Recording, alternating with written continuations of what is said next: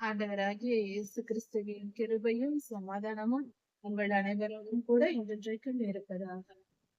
நான் உன்னை விட்டு விலகுவதும் இல்லை, உன்னை கைவிடுவதும் இல்லை என்று சொன்ன நம்முடைய ஆண்டவராகிய இயேசு கிறிஸ்து நம்முடனே கூட இருக்கிறார், சமாதானமாய் இருக்கிறார். எரேமியா 35ஆம் அதிகாரம் 1ஆம் வசனம் முதல் 19ஆம் வசனம் வரை. இந்த வேத பகுதியில் கர்த்தர் நமக்கு போதிக்கிற காரியம், அவருடைய மனதின் விருப்பத்தை இங்கு வெளிப்படுத்தி இருக்கிறார். கர்த்தர் மனிதனிடத்தில் கீழ்ப்படிதலை எதிர்பார்க்கிறார். கீழ்ப்படிதல் என்றால் என்ன, அதன் முக்கியத்துவம் என்ன என்பதை குறித்து இந்த வேத பகுதி நமக்கு போதிக்கிறது. கர்த்தர் மனிதனோடு பேசி பழகி அப்படிதான் வாழ்ந்து கொண்டிருக்கிறார். அதை நாம் உணராதிருக்கிறோம், அநேகர் உணராதிருக்கிறோம். ஆதி முதல் மனித குலத்தோடு மனிதர்கள் எல்லோரும் ஒரு கூட்டமாக நாம் நினைத்தால் ஒற்றுமையாக அந்த மனித இனத்தோடு கர்த்தர் பேசிக் கொண்டுதான் இருக்கிறார். ஆதி முதல் நடந்து கொண்டுதான் இருக்கிறது இன்று வரை. இதை பலர் உணராதிருக்கிறார்கள். பல இன மக்கள், பல தேசத்தின் மக்கள், பலர் கிறிஸ்தவர்கள் கூட பலரும் உணராதிருப்பது வேதனையான காரியம்தான். மனித குலத்தோடு பேசிக் கொண்டுதான் இருக்கிறார். ஆதியிலே ஆதாமும் ஏவாளும் படைக்கப்பட்ட பொழுது கர்த்தர் அவர்களிடத்தில் சொல்லியிருந்தார், நீங்கள் இந்த மரத்தின் கனியை புசிக்கும் நாளில் சாகவே சாவீர்கள் என்று, நன்மை தீமை அறியும் கனியை சாப்பிடக்கூடாது என்று சொல்லியிருந்தார்.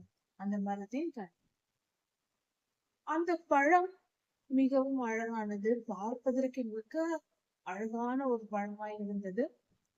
அதை சாப்பிடும் நாள், எந்த நாளில் நீங்கள் சாப்பிடுகிறீர்களோ அந்த நாளில் இறந்து விடுவீர்கள் என்று சொன்னார். இதில் ஒரு ரகசியம் இருக்கிறது. கர்த்தர் ஆதாம் ஏவாளிடம் கீழ்ப்படிதலை எதிர்பார்த்தார். என் பிள்ளைகள் என் வார்த்தைக்கு கட்டுப்படுகிறார்களா என்பதற்கான ஒரு வார்த்தை தான் அங்கு சொல்லுகிறார். அதை கொண்டு அவர்கள் கீழ்ப்படிந்துதான் இருந்தார்கள், பொல்லாதவன் வந்து வஞ்சிக்கும் வரை. ஆனால் பாம்பின் பேச்சை கேட்டு ஏவலமா கர்த்தருடைய வார்த்தையை மீறினார்கள். கீழ்ப்படிதல் போய்விட்டது. அந்த பழத்தை சாப்பிட்டார்கள், ஆதாம் ஐயாவுக்கு கொடுத்தார்கள், அவர்களும் சாப்பிட்டார். கீழ்ப்படிதல் மனித இனத்தை விட்டு போனது. அன்றிலிருந்து அவர்கள் பிள்ளைகளாக நாம் பிறந்திருக்கிறோம். அன்று முதல் இன்று வரை மனித இனத்தோடு கீழ்ப்படியாமை, அடங்காத குணம், கர்த்தரை மதித்து அவர் வார்த்தைக்கு செவி கொடுத்து கீழ்ப்படியாத குணம் நம்மிடத்தில் ஒட்டி இருக்கிறது.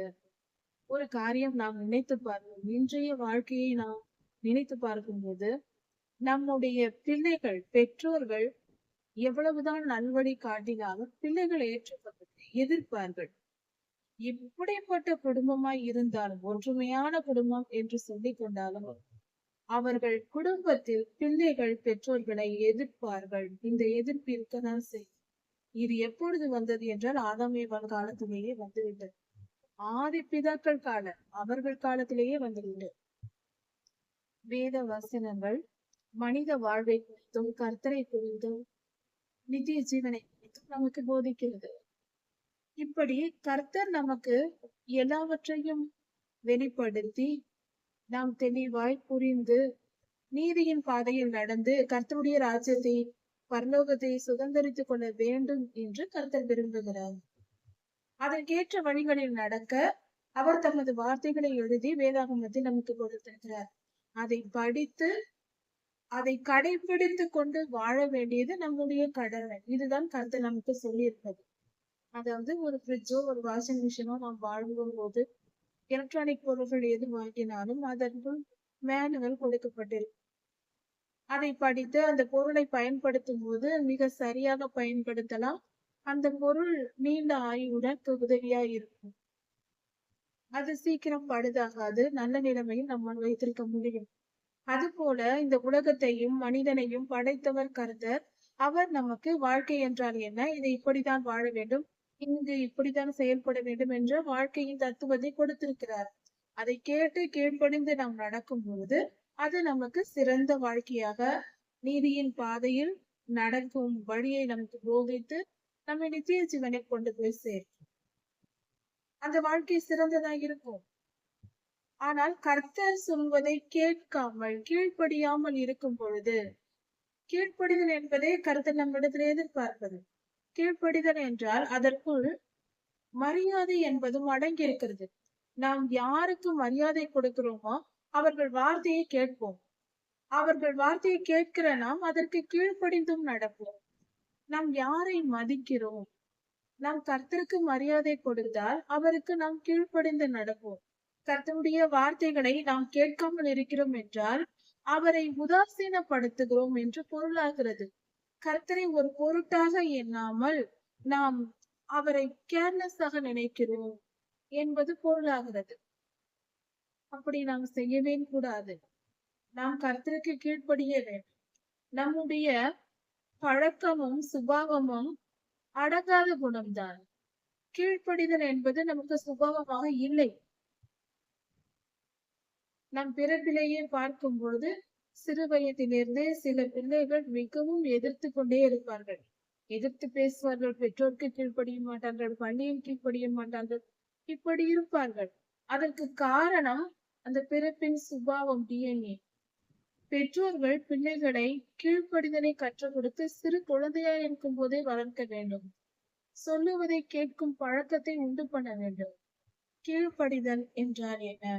கர்த்தர் நம் வாழ்க்கையை எப்படி வாழ வேண்டும் என்று சொல்லி இருக்கிறாரோ அதன்படி வாழ்வது கீழ்ப்படிதல். கீழ்ப்படிதலுக்குள் மரியாதை அடங்கி இருக்கிறது. கர்த்தர் வேதாகமத்தில் நீதி நியாயங்களை நமக்கு போதித்திருக்கிறார். வேத வசனங்களில் அந்த வேத வசனங்கள் நமக்கு நீதியை போதிக்கிறது. வேத வசனங்களை கடைபிடித்து நடக்கும் பொழுது நாம் நீதியின் பாதையில் நடப்பதினால் நமக்குள் பாவம் இருக்காது. பாவம் இல்லாததினால் நாம் பரலோகம் சேர்வது சுலபமாகும். இதுதான் கர்த்தருடைய வழியா இருக்கிறது. அப்படிப்பட்ட கீழ்ப்படிதலை நாம் கடைபிடித்து நடக்க வேண்டியவங்களா இருக்கணும். கீழ்ப்படிதலுக்கு கர்த்தர் ஒரு உதாரணமான ஒரு இன மக்களை இங்கு நமக்கு வெளிப்படுத்தி காட்டுகிறார். அதாவது இந்த வேத பகுதியில் கொடுக்கப்பட்டிருக்கிற சம்பவம் எரேமியா ஐயாவின் காலத்தில் சுமார் 2400 வருடங்களுக்கு முன்பாக சொல்லப்பட்ட வார்த்தையா இருக்கிறது. கர்த்தருடைய வார்த்தை எரேமியா தீர்க்கதரிசிக்கு வருகிறது. அப்பொழுது எரேமியா தீர்க்கதரிசி யூதா தேசத்தின் அரண்மனையின் முற்றத்தில் காவல் வைக்கப்பட்டிருக்கிறார். அந்த நிலையில் இருக்கும் பொழுது கர்த்தருடைய வார்த்தை உண்டாகிறது. கர்த்தர் சொல்லுகிறார், இந்த சமயத்தில் தான் இஸ்ரவேலர்கள் பாபிலோனுக்கு சிறைபிடிக்கப்பட்டு போயிருக்கிறார்கள். பாபிலோன் ராஜாவாகிய நேபுகாத்நேச்சார் யூதாவின் ராஜாவாகிய சிதேக்கியாவை சிறைப்பிடித்துக் கொண்டு போய்விட்டு அதற்கு பதிலாக சிதேக்கியாவுக்கு பதிலாக யோயாக்கிம், அதாவது எலியாக்கீமையை தெரிந்து கொண்டு அந்த மனிதனுக்கு யோயாக்கிம் என்று பெயர் வைத்து யோயாக்கினை ராஜாவாக மாற்றுகிறார். ராஜாவாக வைத்துவிட்டு பாபிலோன் ராஜா புறப்பட்டு போகிறார். இந்த சமயத்தில் எரேமியா ஐயா எருசலேமில் இருக்கிறார். கர்த்தருடைய வார்த்தை அவருக்கு வருகிறது. கர்த்தர் சொல்லுகிறார், நீ போய், அதாவது எரேமியா ஐயாவுக்கு கட்டளை கொடுக்கிறார். எரேமியா தீர்க்கதரிசி ஐயா அவரிடத்தில் கர்த்தர் பேசுகிறார். நீ போய் ரேகாபின் வம்சத்தாரை அழைத்து கொண்டு வா என்று சொல்லுகிறார். ரேகாபின் வம்சம் என்றால் யார் என்றால், ரேகாபியர்கள் என்று சொல்லப்படும் ஒரு இன மக்கள் அங்கு இருந்தார்கள். அவர்கள் இஸ்ரவேலர்கள் அல்ல. இஸ்ரவேலின் 12 கோத்திரத்தில் எதையும் சேர்ந்தவர்கள் அல்ல. அவர்கள் அந்நியராய் இருந்தார்கள். அவர்களை கேனியர்களோடு தொடர்புடையவர்கள், உறவினர்கள் என்று சொல்லப்படுகிறது. இந்த கேனியர்கள் என்றால், கேனியன் என்று சொன்னால் மோசே ஐயாவின் மாமனாரின் இன மக்களா இருக்கிறார்கள். அவருடைய ஜாதி இன மக்களா இருக்கிறார்கள். இந்த கேனியன் யார் என்று பார்க்கும்போது, அதாவது ராகாபின் வம்சத்தின் பூர்வோத்திரத்தை பார்க்கும்போது அவர்கள் ஆபிரகாமின் வம்சமாக தான் இருக்கிறார்கள். ஆபிரகாம் ஐயாவின் வம்சமாக. ஆபிரகாம் ஐயா கேத்துராள் என்ற ஒரு பெண்ணை விவாகம் பண்ணியிருந்தார் என்று வேதாகமம் நமக்கு சொல்லுகிறது. 4ஆம் புஸ்தகத்தில் கொடுக்கப்பட்டிருக்கிறது.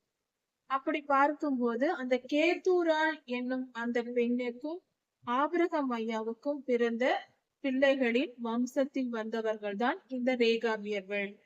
ரேகாபின் வம்சத்தில் வந்த ஒரு மனிதன் இருந்தார். கர்த்தர் சொல்லுகிறார், எரேமியாவை நோக்கி, நீ போய் ரேகாவின் வம்சத்தாரை அழைத்து கொண்டு வா என்று சொல்லுகிறார். அழைத்து கொண்டு வந்து எருசலேமில் இருக்கிற கர்த்தருடைய தேவாலயத்தில் அழைத்து கொண்டு வந்து அங்கிருக்கிற தேவாலயத்தின் அறைகளில், அதாவது தேவாலயத்திற்கு பக்கத்தில், அந்த சுற்று பக்கத்தில் என்ன இருந்தது என்றால், அங்கு ஆசாரியர்கள், லேவியர்கள், பணிபுரிகிறவர்கள், அங்கு முக்கியமான வேலைகளில் ஈடுபடுகிறவர்களுக்கு அங்கு அறைகள் கட்டப்பட்டிருந்தது. சுற்றிலும் தேவாலயத்தை சுற்றிலும் இருந்தது. அந்த அறைகளில் அப்படி கட்டப்பட்ட அறைகளில் ஒன்றில் இந்த ரேகாவின் வம்சத்தாரை அழைத்து கொண்டு வா என்று கர்த்தர் சொல்கிறார். அழைத்து கொண்டு வந்து நான் சொல்கிறபடி செய் என்று கர்த்தர் சொல்லுகிறார். அதன்படியே எரேமியா செய்கிறார்.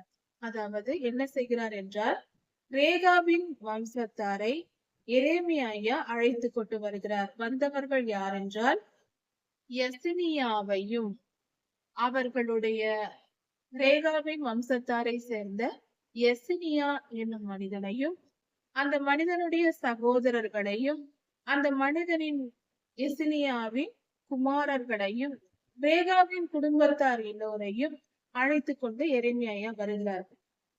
அழைத்து வந்து தேவாலயத்தில் உள்ளே பிரவேசிக்கிறார்கள். கர்த்தருடைய ஆலயத்திலே பிரபுக்களுடைய அறைகளுக்கு பக்கத்தில் வாசல் காவல் காக்கிற மாசையாவின் அறைக்கு மேலே தேவனுடைய மனுஷனாகிய ஆனான் என்னும் புத்திரனுடைய அறையிலே கொண்டு வந்து அவர்களை சேர்க்கிறார்கள். தேவ மனிதன், ஒரு தீர்க்கதரிசி இருக்கிற ஒரு அறையில் ரேகாபின் வம்சத்தாரை அழைத்து கொண்டு வந்து எரேமியா அமர செய்கிறார். அங்கு வந்ததும் கர்த்தர் சொல்லுகிறபடி, கர்த்தர் சொன்னபடியே எரேமியா செய்கிறார். அவர்களை அழைத்து கூட்டிக் கொண்டு வந்து அங்கே அவர்களை பார்த்து, அங்கு திராட்சரசம் நிறைந்த குடங்களையும் கிண்ணங்களையும் வைத்திருக்கிறார்கள். திராட்சரசம், அதிகமான திராட்சரசத்தை வைத்திருக்கிறார்கள். குடங்கள் நிறைய திராட்சரசம் இருக்கிறது. கிண்ணங்களை ஊற்றி வைத்திருக்கிறார்கள். அவர்களை அழைத்து வந்து இதை குடியுங்கள் என்று எரேமியா சொல்லுகிறார். இதை சொன்னதும் அவர்கள் அதை கேட்டு, திராட்சரசம் என்ற ஒயின் அவர்களுக்கு கொடுக்கப்படுகிறது. அதற்கு அவர்கள் பதில் என்ன சொல்லுகிறார்கள் என்றால், நாங்கள் திராட்சரசம் குடிக்கிறதில்லை. எங்கள் வம்சத்தார் நாங்கள் யாருமே திராட்சரசம் குடிக்க மாட்டோம். ரேகாவின் வம்சத்தில் பிறந்த எங்கள் தகப்பனாகிய யோனதா எங்களுக்கு சொல்லி இருக்கிறார். எங்கள் பெற்றோர்கள், எங்கள் முன்னோர்கள் எங்களுக்கு சொல்லி இருக்கிறார்கள், நீங்கள் அந்நிய தேசத்தில் போய் பரதேசியாய் தங்கி இருக்கிறீர்கள். அங்கு இருக்கும் போது நீங்கள் நல்லபடியாக வாழ வேண்டும் என்றால் நீங்கள் திராட்சரசம் குடிக்க கூடாது. அதாவது போதை வஸ்து, சாராயம், திராட்சரசம் போன்ற காரியங்கள், ஒயின், இவைகளை எல்லாம் குடிக்க கூடாது என்று சொல்லியிருக்கிறார். அந்த காலத்தில் திராட்சரசம் மட்டுமே, ஒயின் மட்டுமே குடித்திருந்திருக்கிறார்கள். அதனால் அதை குடிக்காதீர்கள். அதுவும் மயக்கத்தை கொடுக்கும், அது போதை வஸ்து தான். அதை குடிக்காதிருங்கள் என்று ரேகாபின் வம்சத்தில் பிறந்த யோனதாப் தன் பிள்ளைகளுக்கு சொல்லியிருக்கிறார். அதை போலவே அவர்கள் பின்பற்றி பரம்பரை பரம்பரையாக, தலைமுறை தலைமுறையாக அவர்கள் எல்லா ஜனங்களும் குடித்தாலும் இந்த கூட்டத்தார் மட்டும், இந்த குடும்பத்தார் மட்டும் திராட்சரசம் குடிக்காமல் இருந்திருக்கிறார்கள். அதனால் நாங்கள் குடிக்க மாட்டோம் என்று சொல்லுகிறார். அது மட்டும் இல்லாமல் அவர்கள் சொல்லுகிறார்கள், எங்கள் தகப்பனாகிய யோனதாப் எங்களுக்கு சொன்னார், எனது முன்னோர்கள் சொன்னதை இவர் சொல்கிறார்கள். திராட்சரசம், நீங்கள் போகிற அந்நிய தேசத்தில் பரதேசியா இருக்கும்படிக்கு நீங்கள் நல்லபடியாக வாழ வேண்டும் என்றால் நீங்கள் திராட்சரசம் குடிக்காதிருங்கள். உங்களுக்கென்று வீடுகளை கட்டாதிருங்கள். தோட்டங்களை நாட்டி திராட்சை பழங்களை விவசாயம் செய்யாதிருங்கள் என்று எங்கள் முன்னோர்கள், எங்கள் பெற்றோர்கள் சொல்லி இருக்கிறார்கள். அதனால் நாங்கள் வீடுகளை கட்டாமலும், நிலங்களை உரிமையாக்கி கொள்ளாமலும், விவசாயம் செய்யாமலும், நாங்கள் திராட்சரசம் குடிக்காமலும் நாங்கள் இருக்கிறோம். கூடாரங்களில் குடியிருக்கிறோம். எங்கள் முன்னோர்கள் சொன்னதை நாங்கள் பின்பற்றி நடக்கிறோம் என்று அவர்கள் சொல்லுகிறார்கள். இதை கேட்டதும் அதிலும் வீடுகளை கூட இவர்கள் தங்களுக்கென்று கட்டிக்கொள்ளவில்லை, நிலங்களையும் வாங்கவில்லை. பெற்றோர்கள் என்ன சொன்னார்களோ அதை அப்படியே கீழ்ப்படிந்திருக்கிறார்கள். எவ்வளவு பெரிய கீழ்ப்படிதல், எவ்வளவு அருமையான ஒரு ஜனக்கூட்டமா இருக்கிறது. கீழ்ப்படிதல் உதாரணமாக இவர்கள் இருந்திருக்கிறார்கள். இத்தனைக்கும் இவர்கள் இஸ்ரவேலர்கள் அல்ல, கர்த்தருடைய உடன்படிக்கையை பெற்றவர்கள் அல்ல. ஆபிரகாம் ஐயாவின் ரத்தம் அவர்கள் சரீரத்தில் ஓடுகிறது. ஆபிரகாம் ஐயாவின் டிஎன்ஏ தான் அவர்கள். ஆனால் இவர்கள் உடன்படிக்கைக்கு, இஸ்ரவேலின் உடன்படிக்கைக்கு உட்படாதவர்களாய் இருந்து இவ்வளவு அருமையான கீழ்ப்படிந்தவர்களிடத்தில் இருந்திருக்கிறது. கர்த்தர் இதை காட்டுகிறார். இப்படி எங்களுக்கு சொல்லப்பட்டது எங்கள் பெரியோர்களால், நாங்கள் அதன்படி நாங்களும் எங்கள் ஸ்திரீகளும் எங்கள் பிள்ளைகளும் நாங்கள் அதை பின்பற்றி நடந்து கொண்டிருக்கிறோம். வீடுகள் கட்ட மாட்டோம், திராட்சை தோட்டம் விவசாயம் செய்ய மாட்டோம், திராட்சை தோட்டங்களை நடமாட்டோம். நாங்கள் அந்நியராய் பரதேசியாய் கூடாரங்களில் தங்கி வாழ்ந்து கொண்டிருக்கிறோம், திராட்சரசம் குடிக்க மாட்டோம் என்று சொல்லிவிட்டார். அப்படி எங்கள் முன்னோர்களின் பேச்சை, அதாவது எங்கள் தகப்பனாகிய யோனதாவின் பேச்சை கேட்டு நாங்கள் விதைக்காமலும் வீடுகளை கட்டாமலும் நாங்கள் அப்படியே இருக்கிறோம், கீழ்ப்படிந்து இருக்கிறோம், எங்கள் பெற்றோர்களுக்கு நாங்கள் கீழ்ப்படிந்திருக்கிறோம் என்று சொல்லுகிறார். அப்படியே நாங்கள் எந்த நிலங்களையும் வைத்திராமல் இப்படியாக நாங்கள் வாழ்ந்து வந்தோம், எங்கள் பெற்றோர்களுக்கு கீழ்ப்படிந்து வந்தோம். இந்த சமயத்தில் தான் பாபிலோன் ராஜா எங்கள் தேசத்திற்கு வந்தார். யுத்தத்திற்கு வந்த போது கல்தேயரின் தண்டுக்கும் பாபிலோனின் சீரியர்களுடைய அந்த யுத்த சேனைக்கும் விலகி இருக்கும்படியாக நாங்கள் எங்கள் கூடாரங்களை எடுத்துக்கொண்டு நாங்கள் எருசலேமுக்கு வந்து இங்கு தங்கி இருக்கிறோம், எங்களை காப்பாற்றிக் கொள்ள நாங்கள் அந்த இடத்தை விட்டு வந்து விட்டோம் என்று அவர்கள் சொல்லுகிறார்கள். இப்பொழுது கர்த்தருடைய வார்த்தை எரேமியாவுக்கு உண்டாகிறது. இவர்கள் சொன்ன பதிலை எரேமியா கேட்ட பின்பு கர்த்தர் பேசுகிறார் எரேமியாவிடம். என்ன சொல்லுகிறார் என்றால், நீ போய், எரேமியாவுக்கு அடுத்த வேலையை கர்த்தர் சொல்லுகிறார். நீ போய் யூதாவின் ஜனங்களிடத்திலும் எருசலேமின் ஜனங்களிடத்திலும் நீ போய் சொல். அதாவது, நீங்கள் என் வார்த்தையை கேட்டு என் புத்தியை ஏற்றுக்கொள்ள மாட்டீர்களா என்று கர்த்தர் சொல்லுகிறார். கர்த்தர் கேட்கிறார், என் பேச்சை நீங்கள் கேட்க மாட்டீர்களா, எனக்கு கீழ்ப்படிய மாட்டீர்களா என்று கர்த்தர் கேட்கிறார் என்று சொல். அதாவது, திராட்சரசம் குடிக்க கூடாது என்று ரேகாபின் குமாரனாகிய யோனதா தன் பிள்ளைகளுக்கு கட்டளையிட்டார். அந்த கட்டளை சந்ததி சந்ததியாக பின்பற்றப்பட்டு வருகிறது. அவர் சொன்ன வார்த்தை அவர்கள் சந்ததியினர் அப்படியே கீழ்ப்படிந்து பின்பற்றி வருகிறார்கள். அவர்கள் இந்நாள் வரைக்கும் அவர்கள் திராட்சரசம் குடிக்காமல் தங்கள் பெற்றோரின் சொல்லுக்கு, யோனதாவின் சொல்லுக்கு, தன் தகப்பனுடைய சொல்லுக்கு கீழ்ப்படிந்து அவர்கள் நடந்து வருகிறார்கள். தங்கள் தகப்பனுடைய கட்டளைக்கு அவர்கள் கீழ்ப்படுகிறார்கள். ஆனால் நானும் எத்தனையோ முறை, பல முறை நான் உங்களுக்கு சொல்லி இருந்தும் என் வார்த்தைக்கு நீங்கள் செவி கொடாமலும் கீழ்ப்படியாமலும் போனீர்கள் என்று கர்த்தர் சொல்லுகிறார். ஒரு மனிதனின் சொல்லை அவன் பிள்ளைகள் கேட்டு நடக்கிறார்கள். யோனதாவின் சொல்லை அந்த பிள்ளைகள் கேட்டு கீழ்ப்படித்து பல தலைமுறைகளாக நடந்து வருகிறார்கள். அந்த வார்த்தைக்கு மரியாதை இருக்கும் பொழுது, பிதாவாகிய தேவன், நான் உங்களை சிருஷ்டிகர்த்தா, என் வார்த்தைகளுக்கு நீங்கள் அடங்க மாட்டேன் என்கிறீர்களே, நீங்கள் கீழ்ப்படிய மாட்டீர்களே, ஏன் இப்படி செய்கிறீர்கள் என்று கர்த்தர் கேட்கிறார். மேலும் கர்த்தர் சொல்லுகிறார், ரேகாபின் வம்சத்தார் எந்த அளவுக்கு அவர்கள் யோனதாபின் வார்த்தைக்கு கட்டளைக்கு கீழ்ப்படிந்து நடக்கிறார்கள். ஆனால் நீங்களோ என் வார்த்தைக்கு செவி கொடுக்கவில்லை. நான் உங்களுக்கு ஏற்கனவே பல முறை சொல்லியிருந்தேன். பல முறை நான் உங்களுக்கு தீர்க்கதரிசிகளை அனுப்பி கொண்டே இருந்தேன் உங்களிடத்தில். அவர்கள் வந்து என் வார்த்தைகளை கொண்டு வந்து சொன்னார்கள். அந்நிய தேசத்தில் இருக்கிற நீங்கள் அந்நியர்களை பார்த்து அவர்களின் தேவர்களை வணங்காமலும் என்னை விட்டு விலகாமலும் இருங்கள் என்று, கர்த்தரை அண்டிக் கொண்டிருங்கள், நீங்கள் பரிசுத்தமாய் இருங்கள், அந்நிய தேவர்களை ஏற்றுக்கொள்ளாதிருங்கள் என்று நான் சொன்னேன். என் வார்த்தைக்கு நீங்கள் செவி கொடுக்கவும் இல்லை, என் வார்த்தைக்கு நீங்கள் கீழ்ப்படியவும் இல்லை என்று கர்த்தர் சொல்லுகிறார். சுருக்கமாக சொல்ல வேண்டும் என்றால், யோனதாவுக்கு அவர்கள் வம்சத்தார் கொடுத்த மரியாதையை கூட இஸ்ரவேலர்கள் கர்த்தருக்கு கொடுக்கவில்லை என்றே இதன் பொருள்படுகிறது. கர்த்தரின் வார்த்தைக்கு அந்த மரியாதையை கொடுக்கவில்லை. கர்த்தரின் வார்த்தையை கேட்பதும் இல்லை, அதற்கு கீழ்ப்படிவதும் இல்லை.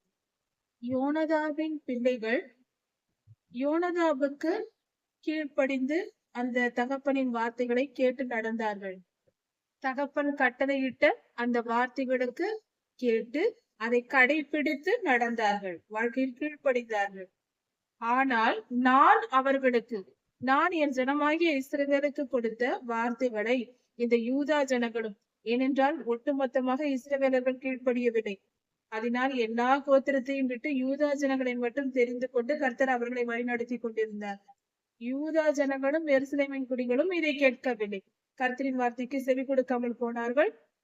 மற்ற ஜனங்களை பார்த்து அவர்களைப் போல வாழத் தொடங்கி விட்டார்கள். அந்நியர்களை பார்த்து அவர்களைப் போலவே வாழத் தொடங்கி விட்டார்கள். இதைதான் கர்த்தர் இங்கு குறிப்பிட்டு சொல்கிறார். இப்படி நான் அநேகம் தரம் கூப்பிட்டும் எனக்கு மறு உத்தரவு போடாமலும் என் வார்த்தைக்கு கீழ்ப்படியாமலும் போனதினால், இப்படி நீங்கள் யூதாவும் எருசலேமும் செய்ததினால், யூதாவின் மேலும் எருசலேமின் மேலும் நான் வரப்பண்ணுவேன் என்று சொன்ன தீங்கை நான் வரப்பண்ணுவேன். என் வார்த்தைக்கு கீழ்ப்படியுங்கள், இல்லை என்றால் என் வார்த்தைக்கு கீழ்ப்படியுங்கள், இல்லை என்றால் அந்நியரிடம் ஒப்புக் கொடுக்கப்படுவீர்கள், சிறைப்பிடிக்கப்பட்டு போவீர்கள், எருசலேம் நகரம் தீக்கிரையாக்கப்படும், சுட்டெரிப்பார்கள் எதிரிகள் வந்து என்றெல்லாம் நான் சொன்னேன். எதையும் கர்த்தர் சொன்ன வார்த்தை எதையுமே அவர்கள் கேட்கவில்லை. அதனால் யூதாவின் மேலும் எருசலேமின் மேலும் நான் உங்களுக்கு என்ன தண்டனை தருவேன், கேட்காவிட்டால் தண்டிப்பேன் என்றே சொன்னபடியே நான் செய்வேன் என்று கர்த்தர் சொன்னார். கர்த்தர் பல முறை சொல்லி இருந்தும் ஒரு முறையாவது அவர்கள் கர்த்தருடைய வார்த்தைக்கு செவி கொடுத்திருந்தார். யூதா தேசத்தின் ஜனங்கள், யூதர்களும் எருசலேமின் ஜனங்களும், எருசலேமில் குடியிருந்தவர்களும் கீழ்ப்படிந்திருந்தால் இப்படிப்பட்ட தீங்கு வராமலே இருந்திருக்கு. பல ஆண்டுகளாக பல தீர்க்கதரிசிகளை அனுப்பி கர்த்தர் சொல்லியிருக்கிறார். ஒரு முறை அல்ல, 2 முறை அல்ல, தினந்தோறும் நான் சொன்னேன் என்று அனுதினமும் அநேகம் தரம் கர்த்தர் சொல்லி இருக்கிறார். ஆனால் இவங்க கேட்கவில்லை. அதனால் முடிவு, அதாவது மனம் திரும்பவே விருப்பம் இல்லாதவர்களை கர்த்தர் அழித்து விடுவார். மனம் திரும்புகிற எண்ணம் கொஞ்சமாவது இருந்தால் அவர்கள் பிழைத்திருப்பார்கள். கர்த்தர் வாய்ப்பு கொடுக்கிறார். மனம் திரும்பவே மாட்டேன் என்று முடிவெடுத்தவர்களை பூமியில் வைத்திருந்து என்ன பிரயோஜனம்? அவர்கள் திருந்த போவதில்லை. பின்பு எதற்கு நீங்க இருக்கிறாய் என்று கர்த்தர் கொன்று போடுங்க. இதுதான் நடக்கிறது. அவர் படைத்தவர், அவருக்கு சகல அதிகாரமும் உண்டு. அவர் சிருஷ்டிகர்த்தா, தெய்வம். நாம் அதை உணர்ந்து கொள்ள வேண்டும். ஆண்டவராக இயேசு கிறிஸ்துவை எப்பொழுதும் சிலுவையில் தொங்குகிற பரிதாபமான ஒரு தோற்றத்தோடே பார்க்கிறோம். அவர் ராஜாதி ராஜா அல்லவா? அவர் நமக்காக பலியாகுவதற்காக தான் தம்மை ஒப்பு கொடுத்தார். அவர் அதிகாரம், அவருடைய திருக்கரங்கள் ஓங்கினால் இந்த பூமி எம்மாத்திரம். அவர் வல்லமையை உணரத்தான் நாம் தவறி விடுகிறோம். அவர் எவ்வளவு பெரியவர் என்பதையும் அவர் இரக்கத்தையும் கிருபையையும் நாம் தவறாக பயன்படுத்திக் கொள்கிறோம். அவர் வல்லமையை உணர மறந்து விடுகிறோம்.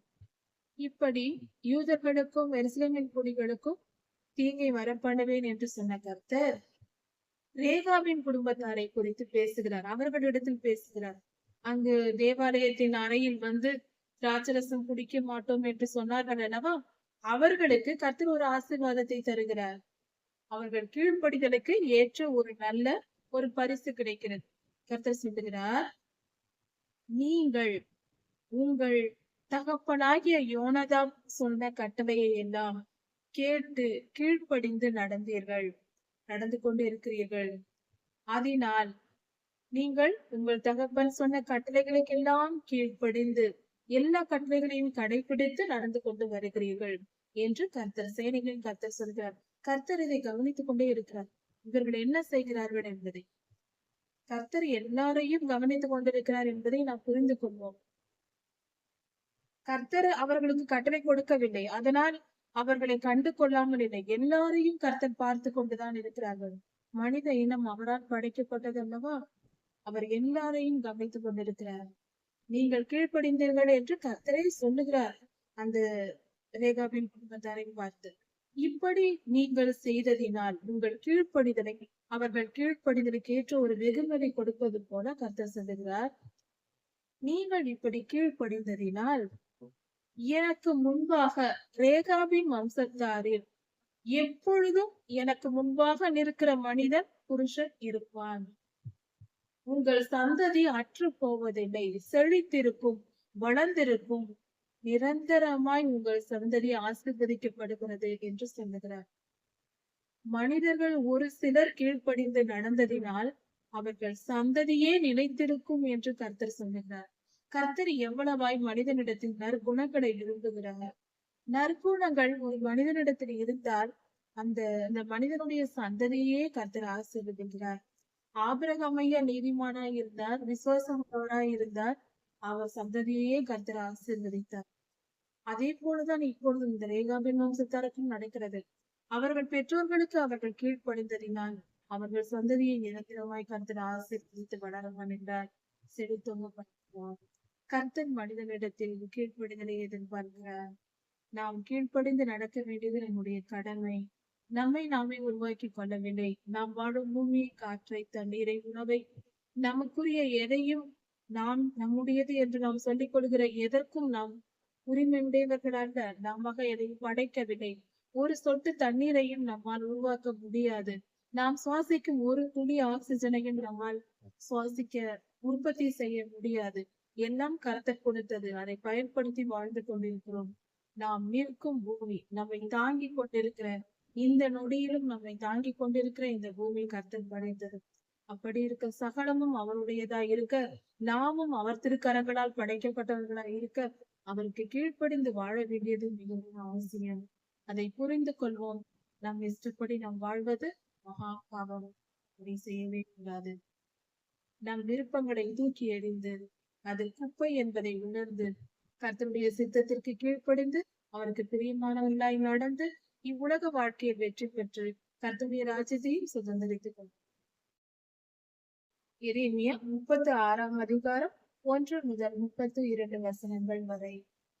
இந்த வேத பகுதியில் கர்த்தருடைய தீர்க்க தரிசன வார்த்தைகள், அவைகளின் வல்லமை பொழுதுபட்டுள்ளது.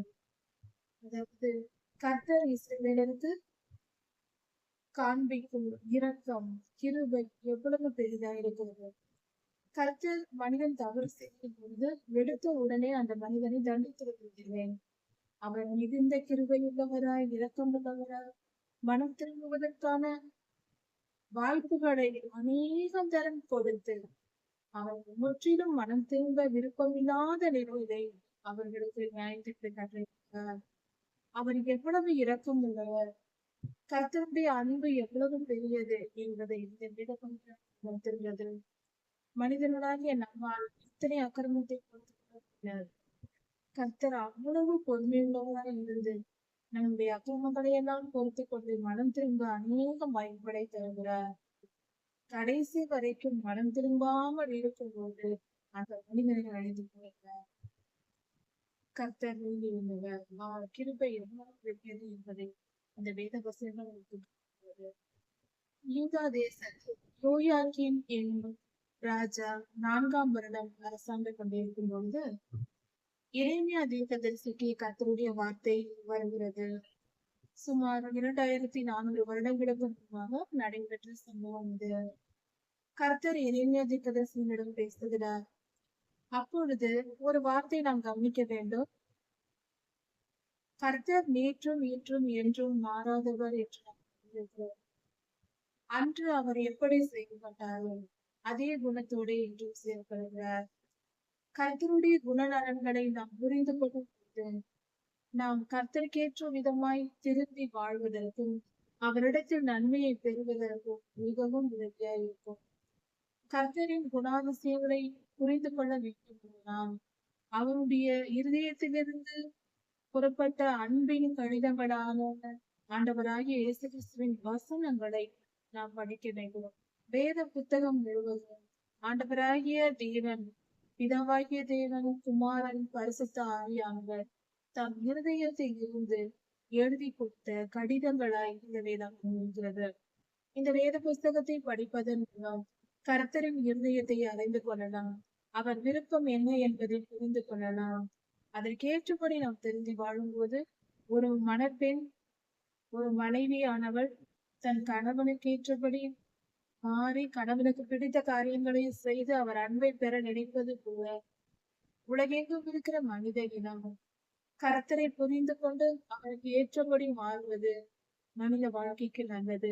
அதுவே நம்ம இறுதியை சேர்ப்போம், அழிவிலிருந்து காப்பாற்றுவோம். அதாவது யோசியா என்னும் ராஜாவின் குமாரனான யோயாக்கிம் என்னும் ராஜா யூதா தேசத்தில் அரசாண்டு கொண்டிருக்கிறார்.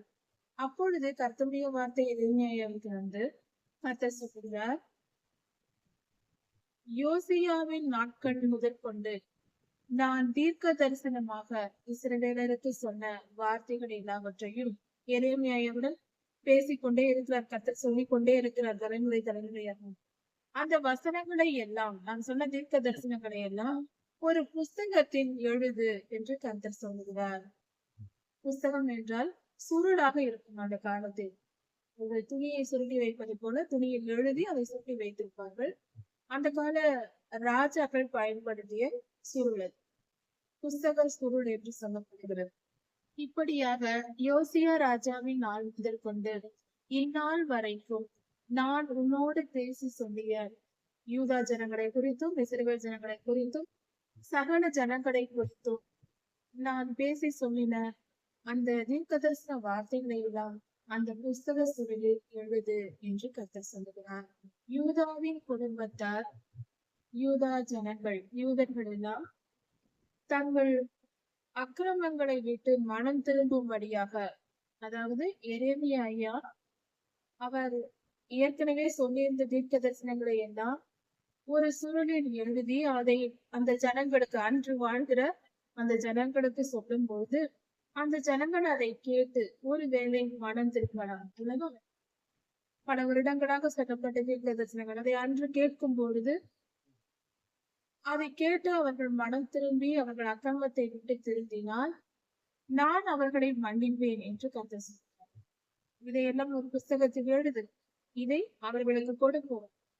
அவர்கள் அக்கிரமங்களை விட்டு மனம் திரும்பினால் நான் அவர்களை மன்னிப்பதற்கு ஏதுவாக நான் இந்த தீங்கை உங்களுக்கு அனுப்புவேன் என்று நான் சொல்லியிருந்த வார்த்தைகளை கேட்டு ஒருவேளை அவர்கள் திரும்பினால் நான் அவர்களை மன்னித்து விட்டு விடலாமே, அவர்கள் மனம் திரும்பிவிட்டால் அவர்களுக்கு மன்னிப்பை நான் கொடுத்து விடுவேனே என்று கர்த்தர் சொல்லுகிறார். அதாவது இந்த வார்த்தைகள் ஏற்கனவே சொன்ன எல்லா தீர்க்க தரிசனங்களையும் தொகுத்து எழுதி அதை ஜனங்களுக்கு அறிவிக்கும் போது தீர்க்க தரிசனங்களை கேட்கிற ஜனங்கள் மனம் திரும்பினால் கர்த்தரிடத்திலிருந்து மன்னிப்பு வரும். இந்த இடத்தில் பல ரகசியங்கள் நம் வாழ்க்கையில் ஒளிந்திருக்கின்றன. தீர்க்க தரிசனங்களை குறித்து கர்த்தர் இந்த இடத்தில் பேசியிருக்கிறார். தீர்க்க தரிசனம் என்றால் என்ன? கர்த்தருடைய வார்த்தை மனிதர்களுக்கு கிடைப்பது ஒரு பரிசுத்தவான் மூலமாக. தம்மால் சுத்திகரிக்கப்பட்ட ஒரு பரிசுத்தவானை தெரிந்து கொண்டு கர்த்தர் அந்த மனிதன் மூலமாக தம்முடைய ஜனமாகிய இஸ்ரவேலை, கர்த்தருடைய பிள்ளைகளை அவர் வழி நடத்த அவர் பேசுகிறார். அப்படி தீர்க்கதரிசிகளை கொண்டு கர்த்தர் சொல்கிற வார்த்தைகளை தீர்க்க தரிசனம் என்று சொல்லுவோம். அந்த கட்டளைகள், அந்த வார்த்தைகள் வல்லமை உண்டு. தீர்க்க தரிசனங்கள் வெறும் வார்த்தையாயிராமல் அது போகும் இடமெல்லாம் செயல்படும். தீர்க்க தரிசன வார்த்தைகள் ஒரு இடத்தில் சொல்லப்படும் பொழுது அங்கிருக்கிற பொல்லாத இருளின் கிரியைகள் அகற்றப்பட்டு அவைகளெல்லாம் அழிக்கப்படும், தீமை விலகும், தேசம் சுபிட்சமாகும். இது இயல்பு. இப்படியாக கர்த்தர் ஒரு ஆசீர்வாதத்தை கொடுக்கும்படியாக கர்த்தர் நீங்கள் மனம் திரும்பாவிட்டால் நான் உங்களுக்கு தீங்கை அனுமதிப்பேன் என்று தீர்க்க தரிசனம் சொல்லி இருக்கிறார். அதை இன்னொரு முறை சொல்லும் பொழுது ஏற்கனவே சொல்லப்பட்ட தீர்க்க தரிசனங்கள் மீண்டும் ஒரு சுருளில் எழுதப்பட்டு மீண்டுமாய் அது சொல்லப்படும் போது, இரண்டாவது விசை சொல்லப்படும் பொழுது அதை கேட்டு அவர்கள் மனம் திரும்பினால் அவர்களை அந்த தீங்கை அனுப்பாமல் கர்த்தர் விட்டு விடுவார், அவர்களை காப்பாற்றி விடுவார். அந்த தண்டனை அவர்களுக்கு வராது. மறு வாய்ப்பு கொடுக்கப்படுகிறது திருந்துவதற்கு. கடைசி வரைக்கும் கர்த்தர் எப்படியாவது தம் ஜனங்களை மனம் திரும்ப பண்ண வேண்டும் என்றே முயற்சி செய்கிறார். கடைசி வரைக்கும் முடியவே முடியாது, நான் பிடிவாதமாக அப்படித்தான் இருப்பேன் என்றால் முடிவில் கர்த்தர் அழைத்துக் கொள்வார்.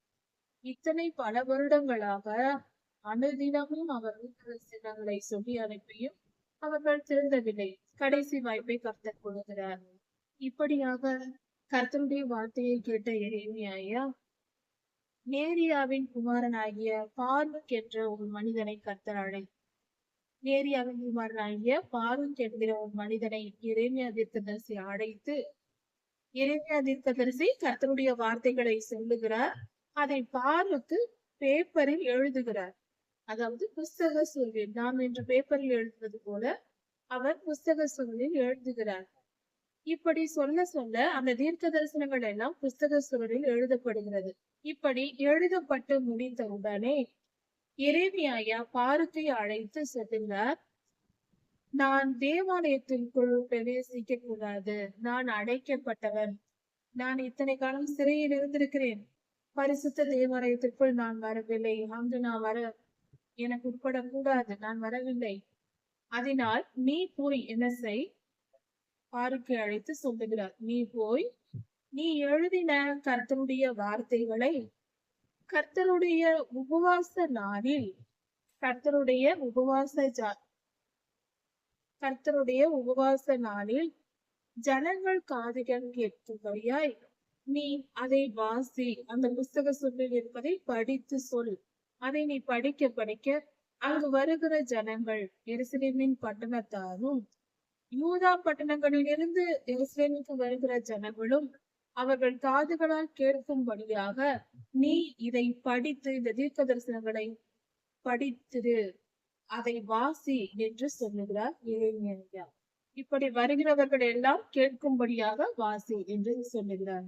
அதாவது தேவாலயத்திலே உபவாச நாள் என்று நியமிக்கப்பட்டு இப்படி வருகிற ஜனங்கள் எல்லோருக்கும் கர்த்தருடைய வார்த்தைகள் சொல்லப்படுகிறது.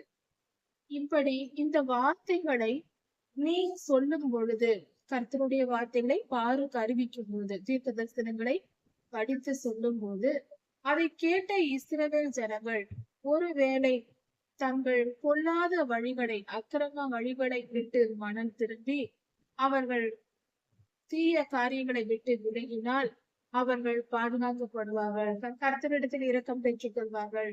ஒருவேளை அவர்கள் கர்த்தருக்கு முன்பாக தங்களை தாழ்த்தி விண்ணப்பம் பண்ணி மனம் திரும்பினால் அவர்கள் அந்த துன்பத்திற்கு நீங்களாக்கி விடுவார்கள். ஏனென்றால் ஏற்கனவே சொல்லப்பட்டிருக்கிற அந்த நியாய தீர்ப்புகள், கர்த்தர் சொன்ன தீங்குகள் மகா பெரியது, மிகவும் துன்பகரமானது. அப்படிப்பட்ட தீமையை தருவேன் என்று சொல்லியிருக்கிறார் கர்த்தர். இவர்கள் மனம் திரும்பாவிட்டால் பெரிய தீங்கு வரப்போகிறது. அதனால் நீ எச்சரித்து சொல். ஜனங்கள் கர்த்தருக்கு முன்பாக தங்களை தாழ்த்தி கர்த்தரை நோக்கி விண்ணப்பம் பண்ணினால் இந்த தீங்கிலிருந்து தப்பித்துக் கொள்வார்கள். அதற்கான வழியா இதற்கும் நீ போய் சொல் என்று பாருக்கையிடம் எரேமியா சொல்லுகிறார். இந்த ஜனங்கள் மேல் கர்த்தருடைய கோபமும் உக்கிரமும் மகா பெரியதா இருக்கிறது. மிகவும் கோபமா இருக்கிறார் கர்த்தர். இவர்களை அழிக்க போகிறார். போய் முறை நீ சொல் என்று சொல்லுகிறார். அப்பொழுது கர்த்தருடைய வார்த்தை எரேமியாவுக்கு உண்டாகிறது. இந்த சம்பவங்கள் நடந்திருக்கு. கர்த்தர் சொல்லுகிறார், இதோ நான் மாம்சமான யாவருக்கும் தேவனாய் இருக்கிறேன். என்னால் செய்ய முடியாத அதிசயமான செயல்கள் என்று ஒன்று இருக்கிறதா? என்னால் செய்ய முடியாத விஷயங்கள் என்று ஒன்று இருக்கிறதா? அப்படி எதுவுமே இல்லை. கர்த்தரால் முடியாத காரியம் ஒன்றும் இல்லை. சகலம் அவரால் செய்ய முடியும். எதையும் செய்ய முடிந்தவர் சர்வ வல்லமை உள்ளவர் அல்லவா?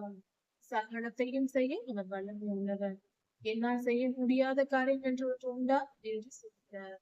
நான் இந்த நகரத்தை கல்தேயர் கையிலும் பாபிலோனின் ராஜாவின் கையிலும் ஒப்பு கொடுப்பேன் என்று கர்த்தர் சொல்லுகிறார். அவன் இதை பிடிப்பான். யூதா தேசத்தையும் எருசலேமையும் பாபிலோன் ராஜாவாகிய நேபுகாத்நேச்சாரும் கல்தேயரும் பிடித்துக் கொள்வார்கள் என்று கர்த்தர் சொல்கிறார். கர்த்தர் சர்வ வல்லமை உள்ளவர். அவர் நியாயத்திற்கு கொடுக்கும் பொழுது அதிலிருந்து யாராலும் தப்ப முடியாது. கர்த்தருடைய கோபத்திற்கு எப்பொழுதும் ஆளாகாமல் இருக்க வேண்டியது நமக்கு நல்லது. அப்படி இருந்தால் தப்பித்துக் கொள்ளலாம். எப்பொழுதும் மனத்தாழ்மையாயிருந்து அவருடைய இரக்கத்தை பெற வேண்டும். இந்த நகரத்துக்கு விரோதமாய் யுத்தம் பண்ண போகிற கல்தேயர்கள் இந்த நகரத்திற்குள் வந்து நகரத்தை சுட்டெரிப்பார்கள், கொளுத்தி போடுவார்கள் என்று கர்த்தர் சொல்கிறார். எரேமியா ஐயாவிடம் கேட்டுக்கொண்டபடி பாரூக் தேவாலயத்திற்கு சென்று அந்த புஸ்தக சூழலில் இருக்கிறதை எல்லாம் யூதா ஜனங்களும் எருசலேமின் ஜனங்களும் கேட்கும்படியாக தேவாலயத்தில் இருந்து அப்படியே அதை வாசித்தார். எரேமியா தீர்க்கதரிசி என்ன சொன்னாரோ அதை அப்படியே பாரூக் செய்தார். யோசியாவின் குமாரனாகிய யோயாக்கிம் அரசாண்ட 5ஆம் வருடம் 9ஆம் மாசத்தில் 9ஆம் மாதத்தில் உபவாசம் என்று தேவாலயத்தில் சொல்லப்பட்டது. எருசலேமில் இருக்கிற எல்லா ஜனங்களுக்கும் யூதாவின் பட்டணத்தாருக்கும் உபவாசம் என்று சொல்லப்பட்டது. அப்பொழுது ஜனங்கள் உபவாசத்துடன் தேவாலயத்திற்கு வந்தபோது நேரியாவின் குமாரனாகிய பாரூக்கு கர்த்தருடைய ஆலயத்தில் தேவாலயத்தின் சம்பிரதியாகிய செல்வரியா என்பவரின் அறையில் நின்று கொண்டு தேவாலயத்தின் ஒரு அறையில் இருந்து இந்த தீர்க்க தரிசன வசனங்களை வாசிக்கிறார், ஜனங்கள் எல்லாம் கேட்கும்படியாக. அப்பொழுது மிகாயா என்னும் ஒரு மனிதன் கர்த்தருடைய தீர்க்க தரிசன வசனங்களை பாரூக்கு வாசிக்க அதை கேட்டு அவன் போய் அந்த வசனங்களை எல்லாம் தீர்க்க தரிசன வார்த்தைகளை கேட்டுவிட்டு மிகாயா நேராக அரண்மனைக்கு சென்று ராஜாவினிடத்தில் சென்று அங்கு சம்பிரதி என்றால் அரசாங்க நடவடிக்கைகளை பிரதி எடுத்து எழுதுகிறவர்கள், ராஜா சொல்லுவதை எழுதி வைப்பவர்கள், அதாவது இன்றைய PA போல என்று நம் பர்சனல் அசிஸ்டன்ட் என்று சொல்லுகிறோம், அது போல வேலை செய்தவர்கள் சம்பிரதி என்று சொல்லப்படுகிறது. அந்த சம்பிரதியின் அருகிலே உள்ளே போய் பிரவேசிக்கிறான் அந்த மிகாயா என்பவன். அப்படி அவன் பிரவேசித்த போது அங்கே எல்லா பிரபுக்களும் சகல பிரபுக்களும் அங்கே கூடி இருக்கிறார்கள். அந்த இடத்தில் சம்பிரதியாகிய எலிசாமாவும் செமையாவின் குமாரனாகிய தெரேயா, எல்நாத்தார், அமரியா, கெமரியா, சிதேக்கியா என்பவர்களும் மற்ற எல்லா பிரபுக்களும் உட்கார்ந்திருந்தார்கள். இந்த இடத்தில் இவர்கள் எல்லாம் சேர்ந்து பிரபுக்களோடு சிதேக்கியா ராஜாவும் சம்பிரதியும் இருக்க எல்லாரும் சேர்ந்து உட்கார்ந்திருக்கிறார்கள். இந்த பெயர்கள் முக்கியத்துவம் பெறுகின்றன. ஏனென்றால் யார் யாரெல்லாம் இந்த தீமைக்கு உட்பட்டிருக்கிறார்கள் என்பதற்கு இது கணக்கா இருக்கிறது. இப்படி எல்லாரும் சேர்ந்து இருக்கும்போது சிதேக்கியா ராஜாவும் அந்த இடத்தில் இருக்கிறார். இப்படி இருக்கும்போது அங்கு நுழைந்த மிகாயா இவர்கள் எல்லாரையும் பார்த்து பாருக்கு வாசிக்க கேட்ட அந்த தீர்க்க தரிசனங்களை தன் காதுகளால் கேட்டுக்கொண்டு வந்ததை நேராக வந்து இங்கு சொல்லுகிறார். பிரபுக்களும் ராஜாவும் கூடியிருக்கிற இடத்தில் தேவாலயத்தில் இப்படி நடக்கிறது. பாருக்கு என்பவன் எரேமியா தீர்க்கதரிசியின் வார்த்தைகளை, கர்த்தரின் வார்த்தைகளை அங்கு படித்து சொல்லிக் கொண்டிருக்கிறார். இப்படியாக அங்கு நடந்து கொண்டிருக்கிறது என்று செய்தி கொண்டு வந்து ராஜாவினிடத்திலும் பிரபுக்களிடத்திலும் சொல்லுகிறார்.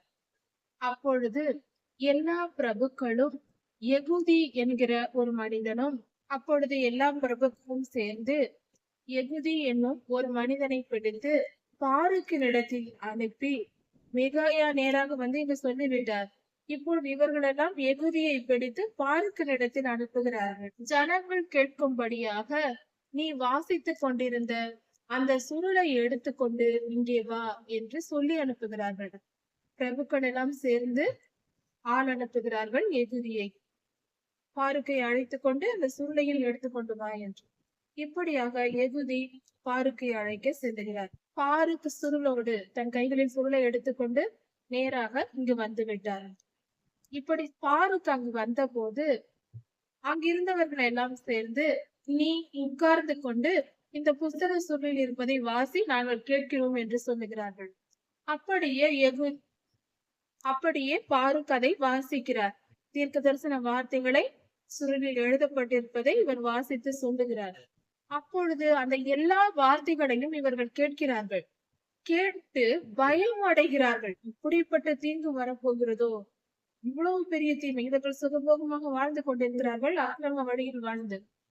இப்படிப்பட்ட தீங்கு வரப்போகிறது என்றதும் இவர்கள் மிகவும் பயந்து கொண்டு, நாங்கள் இதை போய் ராஜாவினிடத்தில் சொல்லுகிறோம், இப்படிப்பட்ட தீர்க்க தரிசன வார்த்தைகள் வந்து கொண்டிருக்கிறது, நாங்கள் போய் ராஜாவினிடத்தில் சொல்லுகிறோம் என்று சொல்லுகிறார்கள்.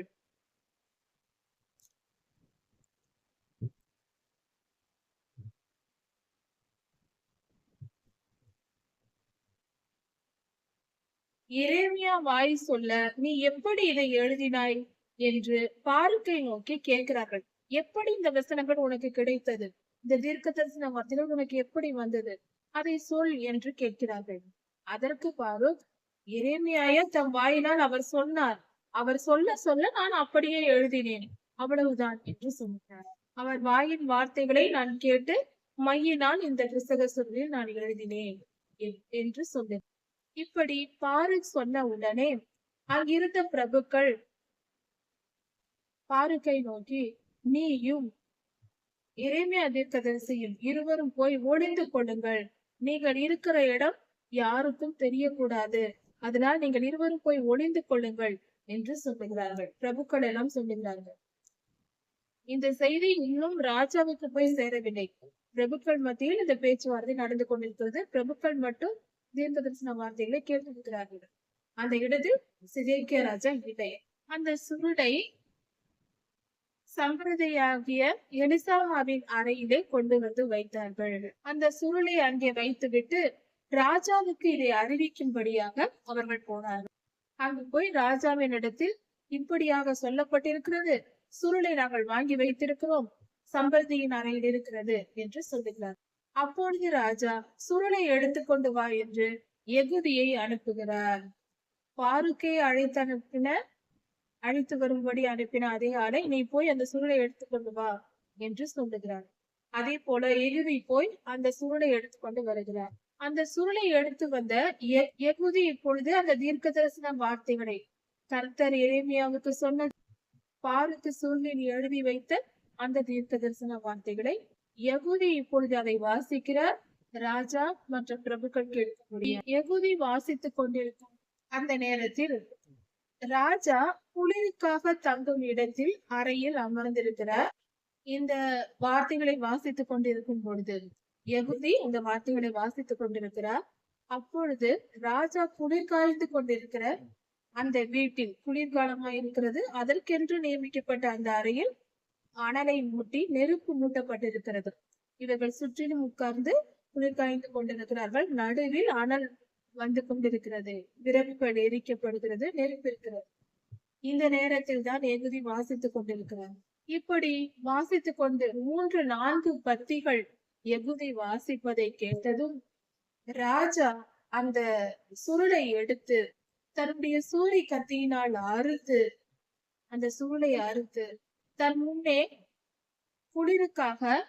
குளிர் காய்வதற்காக மூட்டப்பட்ட அந்த நெருப்பில் போட்டு விட்டார். அந்த சுருளை எரியும்படியாக நெருப்பில் போட்டு விட்டார் அந்த ராஜா. அக்னியிலே வெந்து போகும்படி நெருப்பில் போட்டு விட்டார். அதாவது கடினமான அந்த வார்த்தைகள் என்பதினால் அந்த வார்த்தைகளை அழித்து விட வேண்டும் என்று கோபமாக இதை செய்கிறார். கர்த்தருக்கு கீழ்ப்படிய மனம் இல்லாமல் அக்கிரம செயல், இது மகா பாவமான செயல்.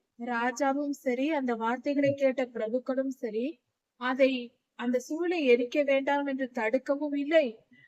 ஐயோ இப்படி நடந்து விட்டதே என்று வேதனைப்பட்டு தங்கள் வஸ்திரங்களை கிழித்துக் கொள்ளவும் இல்லை.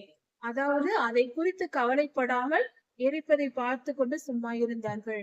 ஒரு 3 பேர் மட்டும் அதை தடுக்க முயற்சி செய்தார்கள். எல்நாத்தானும் நெதரேயாவும் திலேயாவும் கெமரியாவுமோ அதை எரிக்க வேண்டாம் என்று ராஜாவினிடத்தில் விண்ணப்பம் பண்ணினார்கள். ஆனால் இவர்கள் பேச்சையும் ராஜா கேட்கவில்லை, எரித்து போட்டார். இப்படி எரித்து போட்டதும் அன்றி பாருக்கையும் எரேமியாவையும் பிடித்து வரும்படிக்கு 3 ஆட்களையும் அனுப்பினார் அந்த ராஜா.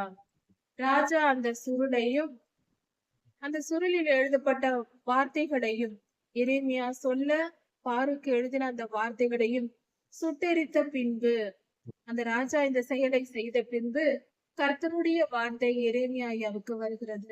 நீ திரும்ப வேறொரு சுருளை எடுத்து அந்த யோயாக்கின் ராஜா எரித்து போட்ட சுருளில் இருந்த அதே வார்த்தைகளை மீண்டுமாக இந்த சுருளில் எழுது, திரும்பவும் அதையே செய் என்று கர்த்தர் சொல்லுகிறார். திரும்பவுமாக ஒரு புஸ்தக சொல்லில் அந்த வார்த்தைகளை எழுது என்று கர்த்தர் சொல்லுகிறார் எரேமியா தீர்க்கதரிசியின் இடத்தில். அப்படி சொல்லி அதோடு கூட நீ எழுத அந்த விஷயங்களை, அதிலிருந்த வார்த்தைகளை எல்லாம் மீண்டும் எழுதி அதோடு கூட இன்னும் கொஞ்சம் கூட்டிக்கொள் என்று கர்த்தர் சொல்கிறார். அதாவது நான் அந்த தீர்க்க தரிசனத்தில் சொல்லிய தீங்கை எல்லாம் நிச்சயம் நடப்பிப்பேன். அது நடந்தே தீரும். ஒரு வாய்ப்பு கொடுத்தேன் மனம் திரும்புவார்கள் என்று. அதை கேட்டு அவர்கள் மனத்தில் கருணை. பாபிலோன் ராஜா இஸ்ரவேலுக்கு மீண்டும் வருவான். பாபிலோன் ராஜா மீண்டுமா இஸ்ரவேலுக்கு வருவார். பாபிலோன் ராஜா மீண்டுமாக இந்த தேசத்திற்கு வந்து இங்கிருக்கிற மனிதரையும் மிருகங்களையும் அழித்து இந்த தேசத்தை சுட்டரிப்பார் என்பது எழுதினதுதான். அது நிச்சயம் நிறைவேறும். உறுதிப்படுத்தப்பட்டது. ஏற்கனவே கர்த்தர் தீர்க்க தரிசனத்தை சொன்னார். அதை கேட்டு அவர்கள் மனம் திரும்பினால் அதை நிறுத்தி இருப்பார். ஆனால் இவர்கள் இன்னும் அக்கிரமம் செய்ததினால் அதை உறுதிப்படுத்தி விட்டார். சொன்னதை நிச்சயம் வருவான், நிச்சயம் அது அழிக்கப்பட்டு போகும் என்று. கடைசி வாய்ப்பு கொடுக்கப்பட்டும் அவர்கள் திருந்தவில்லை. சொல்லப்பட்ட அந்த சுருளையே, கர்த்தருடைய தீர்க்க தரிசனத்தையே, தீர்க்க தரிசனம் எழுதப்பட்ட சுருளையே நீ சுட்டெரித்து போட்டு விட்டாயே, இனி உனக்கு வாய்ப்பில்லை, அழிந்து விடு என்று கர்த்தர் இப்படியாக செய்துவிட்டார். யோயாக்கீம் ராஜாவிடத்து சொல்லிவிட்டார். எரேமியாவிடம் சொல்ல அது மட்டும் இல்லாமல் இவ்வளவு அக்கிரமத்தை கர்த்தருக்கு விரோதமாய் செயல்பட்டதினால் தாவீது ராஜாவின் சிங்காசனத்தில் உட்காரும்படி, அதாவது இஸ்ரவேலுக்கு ராஜாவாக யோயாக்கீம் ராஜாவின் வம்சத்தில் ஒருவரும் இனி இருப்பதில்லை என்று கர்த்தர் சொல்கிறார். அந்த ராஜாவோடு அந்த தலைமுறையில் யாருமே மீண்டும் அரசாண முடியாது, அரசாண விட மாட்டேன் என்று கர்த்தர் கட்டளை கொடுத்தார். அவன் கொல்லப்படுவான். அவனுடைய இறந்த சரீரமோ பகலின் உஷ்ணத்திற்கும் இரவின் குளிருக்கும் பட எரிந்து விடப்படும். அடக்கம் பண்ண கூட ஆள் இல்லாமல் எரிக்கப்பட்டு தூக்கி எரிந்து விடப்படும் என்று கர்த்தர் சொல்லுகிறார். இதுதான் யோயாக்கீனுக்கு கர்த்தர் கொடுக்கிற நியாயத்தில். நான் அவனிடத்திலும் அவன் சந்ததியினிடத்திலும் அவன் பிரபுக்களிடத்திலும் நியாயம் விசாரித்து அவன் மேலும் எருசலேமின் குடிகள் மேலும் நான் சொல்லி அவர்கள் கேளாமல் போன அந்த தீங்கை எல்லாம், நான் எதையெல்லாம் எந்த தீங்கை வரப்பண்ணுவேன் என்று சொன்னேனோ, நியாயத்தை பேசி சொன்னேனோ அதையெல்லாம் வரப்பண்ணுவேன். தீங்கு அனுப்புவேன் என்று சொன்னேன் அல்லவா, ஏற்கனவே சொல்லியிருந்தேன் அல்லவா, எச்சரித்திருந்தேன் அல்லவா, அதையெல்லாம் அனுப்புவேன் என்று கர்த்தர் சொன்னார். உறுதிப்படுத்திவிட்டார் நியாய தீர்ப்பை. இதன் பின்பாக எரேமியா தீர்க்கதரிசி பாருக்கை அழைத்து இன்னொரு புஸ்தக சுருளை கொடுக்கிறார். எரேமியா சொல்ல முன் போல பாருக்கு அதில் தீர்க்க தரிசன வார்த்தைகளை எழுதுகிறார். ஏற்கனவே எழுதியிருந்த சுருளில் இருந்ததை காட்டிலும் இன்னும் கொஞ்சம் சில வார்த்தைகள் அவைகள் எழுதப்பட்டது. மேலும் சில வார்த்தைகள் சேர்த்து இரண்டாவது சுருளில் எழுதப்பட்டது. இப்படியாக தீர்க்க தரிசனங்கள் எழுதப்பட்டு புஸ்தக சுருளில் வைக்கப்பட்டது. கர்த்தர் தாம் சொன்னதை நிறைவேற்றுவார். கர்த்தருக்கு பயப்படுதல் நம்மை காப்பாற்றும்.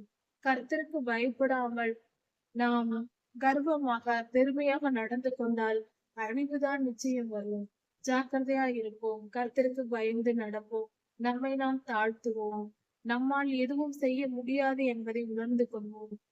நம்மால் முடியும் என்று நினைத்தால் கர்த்தர் நமக்கு பலன் தந்தால்தான் முடியும். அதை புரிந்து கொள்வோம். நாம் கர்த்தரால் படைக்கப்பட்டவர்கள். கர்த்தர் தெய்வமாய் இருக்கிறார். அவருக்கு பயந்து நடப்பது நமக்கு நல்லது. ஆண்டவராகிய இயேசு கிறிஸ்து சீக்கிரம் வரப்போகிறார். அவருடைய வருகைக்கு நாம் ஆயத்தப்படும். கர்த்தரை ஆசீர்வதிப்பாராக.